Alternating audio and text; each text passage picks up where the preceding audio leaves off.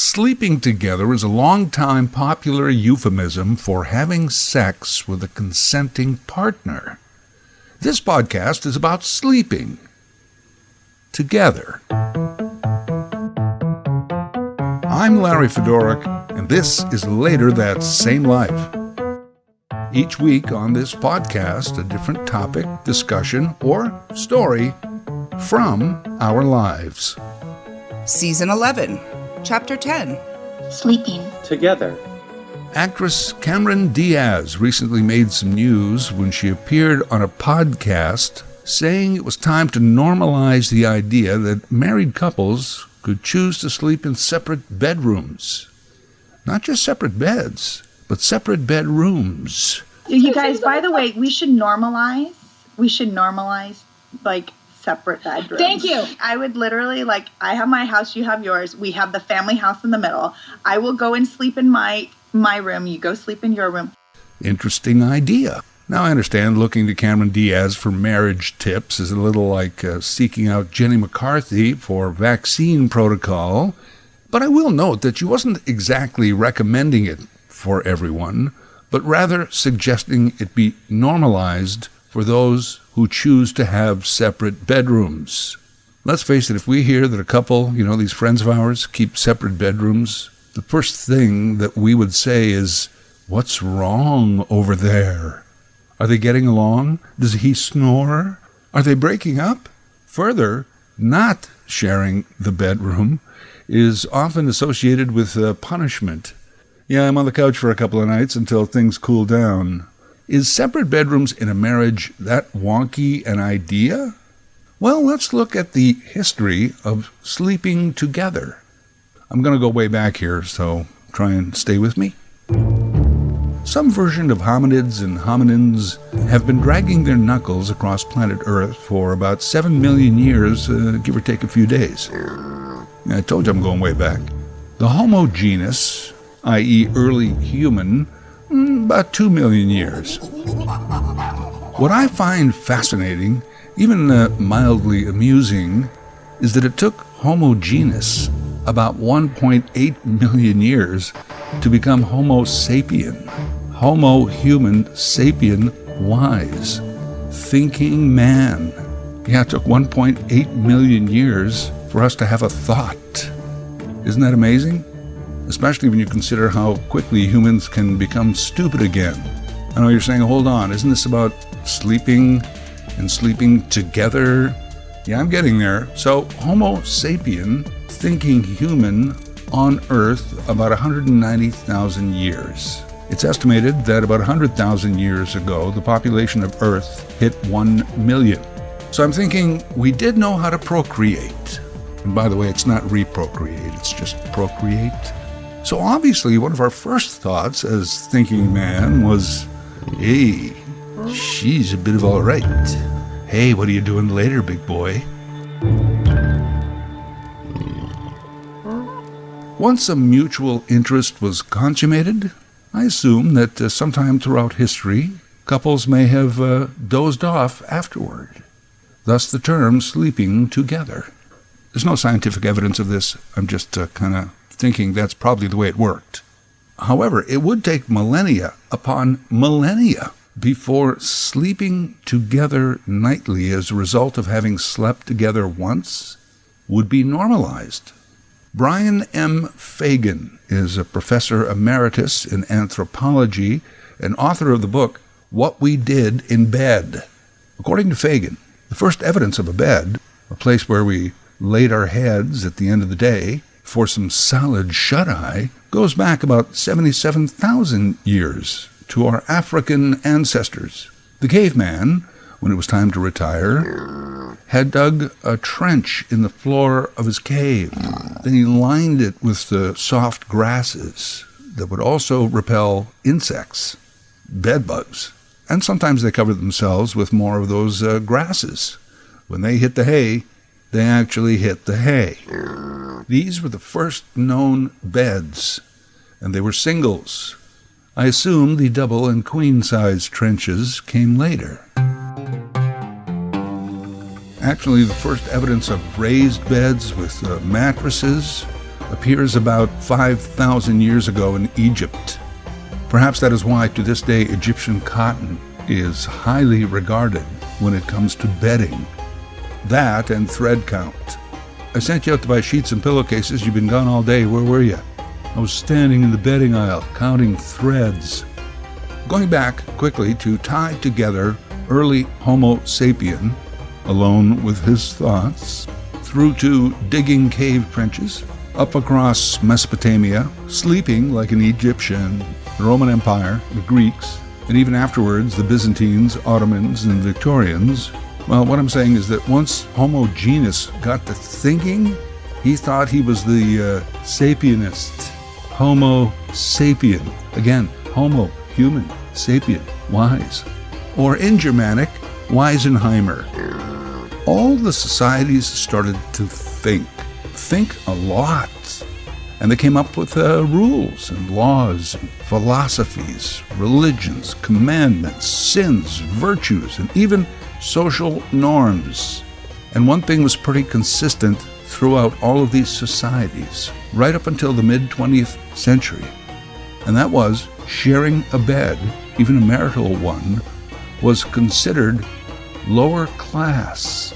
Sharing a bed was not only considered unhygienic, gross, but a station of the poor. You shared a bed because you only had one bed. Back to Professor Fagan, bed expert and horizontal historian. Lots of evidence of inns and stops for peasants where beds were shared by 3, 4, 5, 6 people. Famously, John Adams and Benjamin Franklin shared a bed in a tiny room in an inn in 1776. They argued about keeping the window open. Adams was cold. Franklin wanted the fresh air. The Three Stooges always broke, always trying to hustle a buck, almost always shared a bed. Oh, the hijinks. Oh, and I think it's important when discussing the relevance of historical trends that we at least once look to the Three Stooges.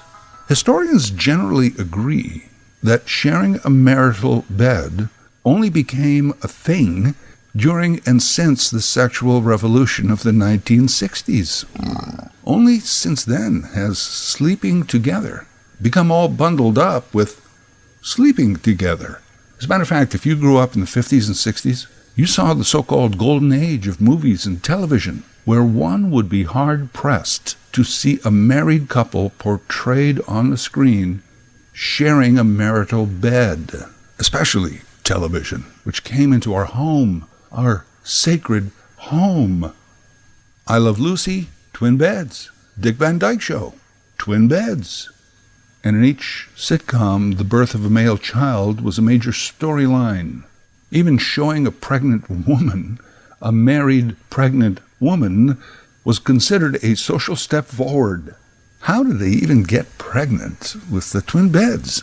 Well, obviously they did it in the shower, or in Lucy's case, backstage at the Copa. But nevertheless, twin beds. Hey, this is interesting. Who was the very first married couple on TV to be shown sharing a bed? One of the most popular answers is 1964, The Munsters, Herman and Lily. Yes, they shared a marital bed, and they were sort of people, weren't they? Some say, oh no, it was 1960, Fred and Wilma, the Flintstones. But since it was a cartoon, does that really count? Interesting debate, but both answers are wrong. And I just found this out. The correct answer is a TV show called Mary Kay and Johnny. It debuted on the Dumont Television Network in 1947. In its 2.5-year run, it also aired on NBC and CBS. Mary Kay and Johnny is in the history books as the first U.S. situation comedy, inventor of the TV sitcom genre. If you are a trivia or TV buff, do yourself a favor and look it up. Short version of the story. Johnny Stearns was a New York actor, married to actress Mary Kay. He enjoyed the couples-based situation comedies on radio, like Burns and Allen, Jack Benny and Mary Livingston, and he thought it might be fun to write one for television. He thought his wife, Mary Kay, was much more interesting than he, so he put her name first in the title. Woman's name first also had never been done before. The comedy surrounded the everyday lives of a married couple living in an apartment in Greenwich Village, New York City, which Mary Kay and Johnny did in real life. Mary Kay was zany, but not dumb. They just played slightly exaggerated versions of themselves. Johnny wrote all of the shows, and they went out live. They became very popular. Almost everything that happened in their lives was written into the show. When Mary Kay became pregnant, written into the show. When they had a son, he was written into the show. He even played himself on TV. And they shared a marital bed. All of those things were television firsts. How was that even allowed? Well, television wasn't that big yet. And the moral arbiters and letter writers, they were just getting organized. And most people knew that they were a married couple in real life. So it went on air. Everybody loved Mary Kay and Johnny. Somehow, a few years later, by the time Lucy came along, viewers were already outraged. Separate beds, please. I guess especially since this white woman was married to a Cuban. Anyways, now you know. Impress your friends. Influence people with your knowledge of TV bedrooms. The Munsters did advance that scenario in their own way. So did Oliver and Lisa on Green Acres. You know, married couples could share a bed. And they mostly did from then on. Well, except for Frank and Estelle Costanza. You got 2 beds in here. That's right. That's me on the left. So you sleep in separate beds? 30 years ago, we came to an agreement. It was the only way I could get some rest. Really? Estelle's got the Jimmy arms. You can get that in your arms? Like you wouldn't believe. Yeah, Estelle had the Jimmy arms. But as usual, the Seinfeld show did make a point. So let me get this straight. You enjoy the lovemaking. Shh. Well, do you? Oh, yeah, like strawberry pie. Okay, but you have a problem sharing a bed with me. I know it's not what the ladies like, but without some solid sack time, I'm a zombie. Oh, come on, man. Meet me halfway. You're not easy, Kramer. I know. Every sleep expert in the world will tell you the importance of a good night's sleep. You spend a third of your life in bed. You want it to be quality time. A good sleep. You feel better. You'll be healthier, even kinder. Your skin looks great. All things, by the way, that would make you more attractive to a potential partner, potential intimate partner. So 2 people who get a lot of sleep, they look great, they're attracted to each other, they like each other, they love each other, and they get together. And we expect these 2 random folks to have the same sleep rhythms, same body clock, same resting body temperature, and somehow be compatible on one stretch of mattress. Speaking of mattresses, we so expect that intimate couples should sleep in the same bed that there's a billion-dollar industry around beds that guarantee separate satisfaction. Adjust your side to your liking. Oh, smart beds that automatically adjust themselves. Temperature, or they rise and fall to control snoring. Your half of the bed won't feel the vibration and roll from the other half. Mattresses are rated on edge support, motion isolation, and back. Best mattress for back pain. With the power of the Gel Flex Grid. Float on a zen cloud of pure hypoallergenic latex. And stay comfortably cool all night. They even invented the king-size mattress. Hey, if we make the mattress almost as big as the room, couples will have space when sleeping together. And none of these options come cheap. Wouldn't it be simpler just to sleep in separate beds? Separate bedrooms, however, that's a whole other thing. By the way, Cameron Diaz is married to rock star Benji Madden. They have a kid. She says that her theory about separate bedrooms was concocted before she was married, and that currently her husband is so wonderful that they don't need to practice the division of real estate within the home. I'm with Kramer on this one. I love the intimacy. I had my own bed my entire life. Now, just because I gained a partner, I have to lose half a mattress? Does that make sense? And Diaz's idea went further to say that there'd be one room for her, one room for him, and a communal bedroom that they could meet in for relations. And we have the bedroom in the middle that we can convene in for.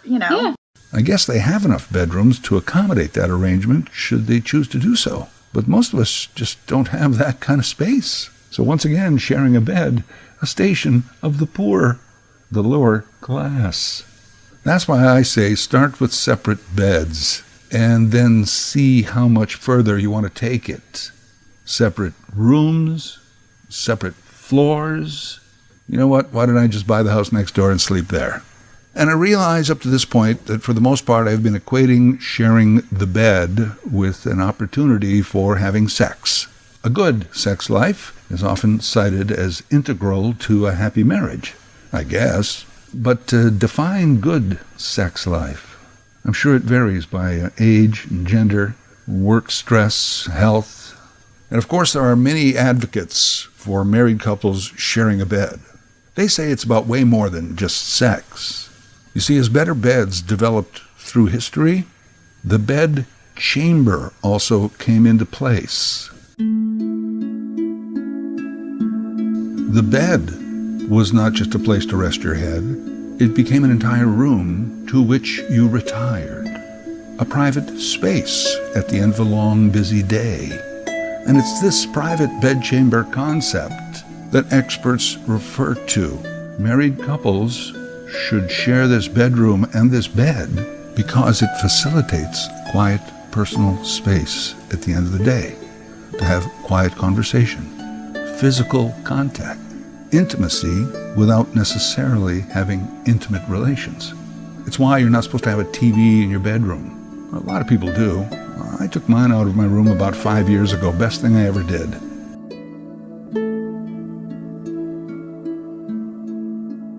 And now our phones have somehow broken this bedchamber barrier. I don't know why your phone has to be next to you on the bed table. I'm not an emergency firefighter. I'm not the surgeon on call. I'm not the president of the United States. People say, I use it as an alarm. Yeah, you know what? Buy a clock radio and keep your phone out of the bedroom. I agree with the experts who say that couples must have some private, quiet time. I'm just not sure that has to mean bedroom. Although I will say those conversations you have as you're falling asleep can be really interesting. When I'd have sleepovers at my cousin's, we'd always all talk until we fell asleep. Some of the best talks. I did that too when I was married, but it's not the same. You fell asleep while I was talking last night? How dare you? The famous 17th century diarist Samuel Pepys would actually invite male friends to his house for sleepovers just so he could rate them on their conversation. I should have tried that with women back in the day. Hey, you want to sleep with me tonight? Just so we can, talk. Just talk. And then in the morning, we can rate our conversation. The Cameron Diaz original point, separate bedrooms for the marrieds. Let's just normalize it. So if it is your choice, it's fine. You guys, by the way, we should normalize like separate bedrooms. Thank you. I will go and sleep in my room. You go sleep in your room. We don't exactly live in times where we can make our own personal choices and people will be fine with them even though they might disagree. Evidence of that is that we actually have to ask to normalize something that we might do in the privacy of our own homes. And if you do this, I guarantee you that one of the bedrooms is going to be better than the next one, based on area, closet space, windows, et al. So who gets which room? What do? Flip for it?